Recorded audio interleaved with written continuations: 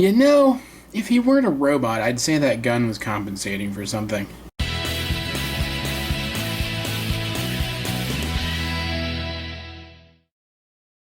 Hey guys, this is AwesomeJohn22 coming at you today with another review for Megatron Week, which is quickly becoming about as aptly named as the Hitchhiker's Trilogy.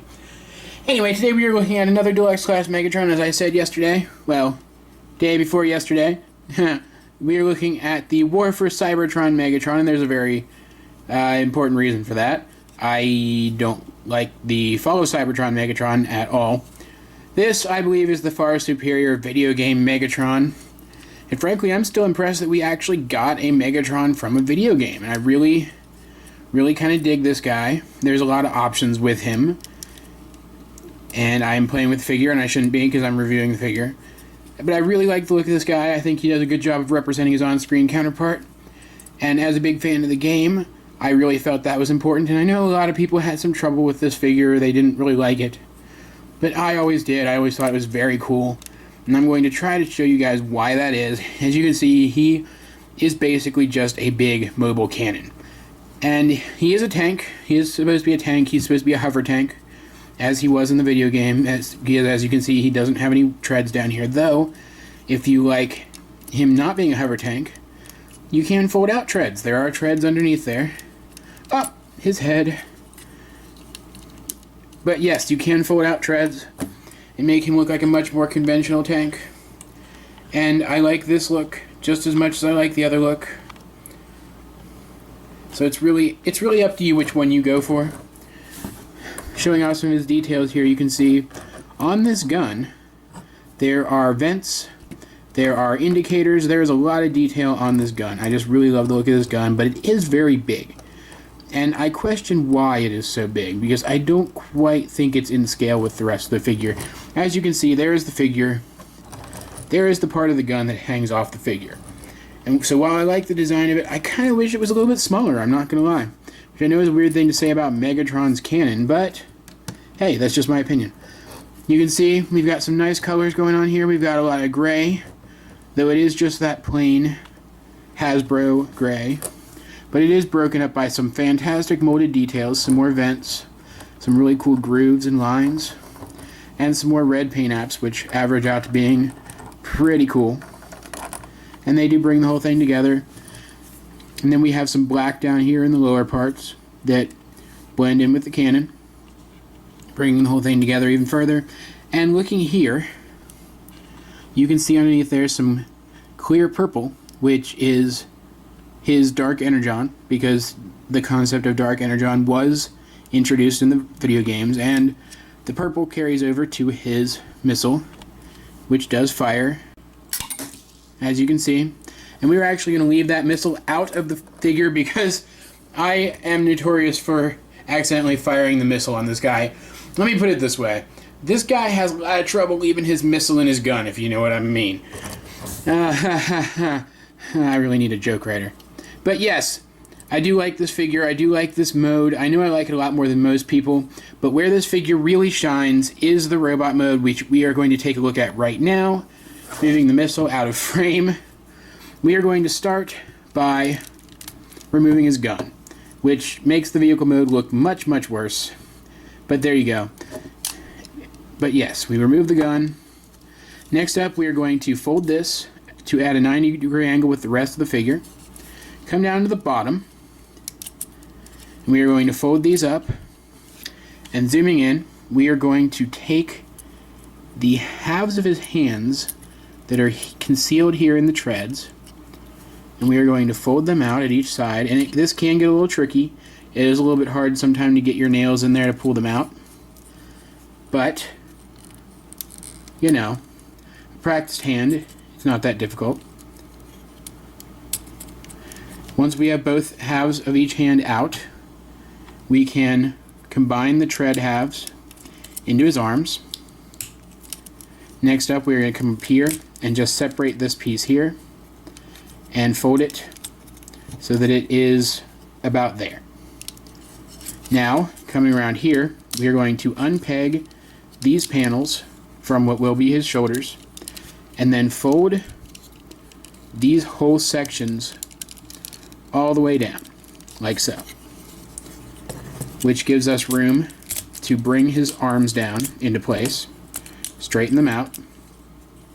Now we can bring up his head, bring up his back, bring up his chest, and then down here on the feet, we can fold his feet flat, and then fold these panels up and out of the way however we wish. And here we have Megatron in his robot mode, and it is a very cool looking robot mode, and it does a very good job of representing the screen counterpart very well, I think. I like it, it's proportionate, it's cool looking, but it is just a deluxe, so it is a little small. So let's bring in some size comparisons here. Here we have Leader Class Animated Megatron. You can see Leader Class Animated Megatron is much, much bigger than Deluxe Class War for Cybertron Megatron, as you would expect. It is the difference in size between a Leader Class and a Deluxe Class, so, you know. Next, we're going to bring in a Voyager Class. We're going to bring in Springer. And panning up again, you can see Springer is quite a lot bigger than this guy, too.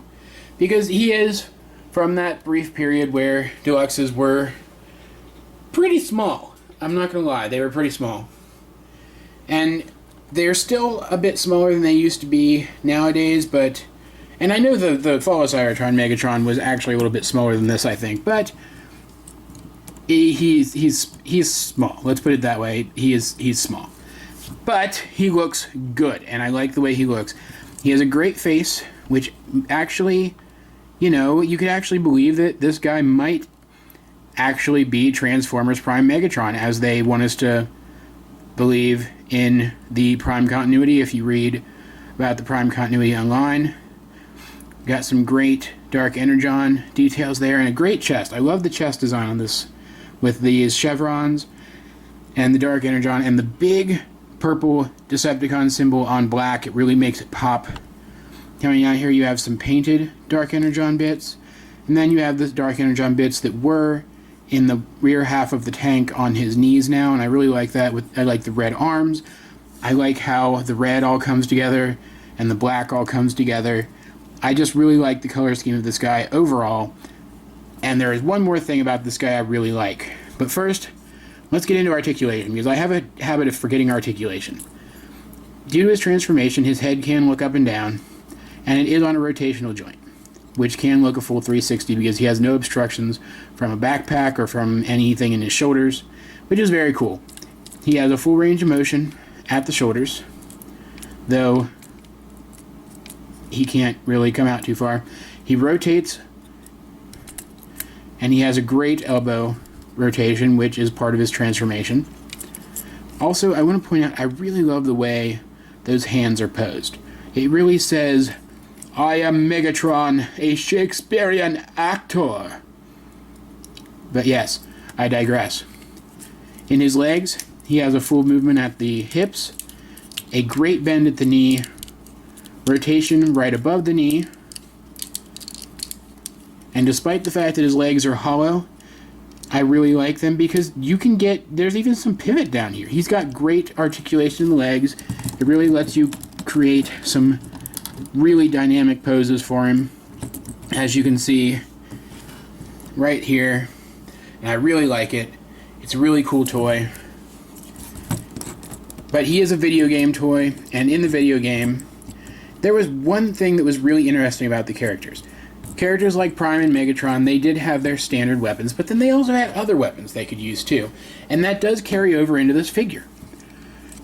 Here, you can see, we can plug in his cannon on his arm and give him his standard arm cannon, which is very cool, and it has this additional blaster here, but we can also do this. We can also have this additional rifle end, and we can rotate it around and plug it in the same port, and now he has this rifle that I think looks awesome. I love the look of this thing, and he can either kind of hold it like this and shoot it as like a shoulder weapon a la Gundam, or my favorite, he can bend his arm carry it as an underslung weapon, and then he has access to the cannon on his shoulder, and I love that. I just love that you can kind of customize how you want him to carry his weapon. I absolutely love it. I adore it.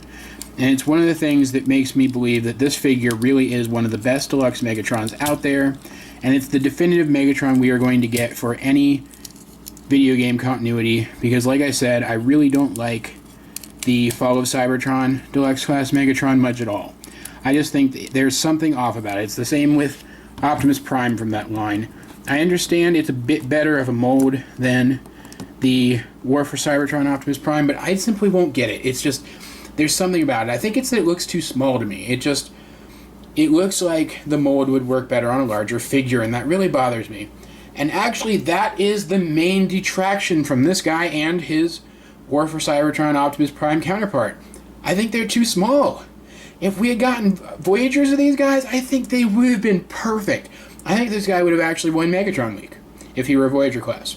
I think he would have. I love him. He's fantastic, but he's just too small. You saw him next to a Voyager class toy before. He's tiny. Could you really believe that he could lead some of the other War for Cybertron continuity Decepticons like Soundwave, for example? Soundwave is a Voyager and Megatron only gets a deluxe class? That's terrible. I thought they'd rectify it with the second game line, but they really didn't, and it really bums me out. So this guy does not win Megatron Week, though I do love the design. It does pain me to say it. Sorry, guys. It's not this one, though I don't really think you expected it to be. So we are going to continue our search tomorrow with another Megatron. And I say tomorrow, but I really mean whenever I have the time to get it done, because I haven't had a lot of time recently, guys. We are going to look at another Megatron. It is going to be a Voyager-class Megatron, and I think you guys are going to like it. I think you guys are going to like the review, because it is one of my favorite Voyager Megatrons, and it's probably not one of yours, and you're probably going to give me a lot of crap for it, you know, if anybody actually watches the video.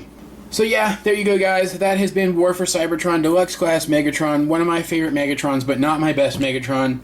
Please, if you feel so inclined, like and favorite and subscribe and all that other stuff, and feel free to shoot me an idea for a review.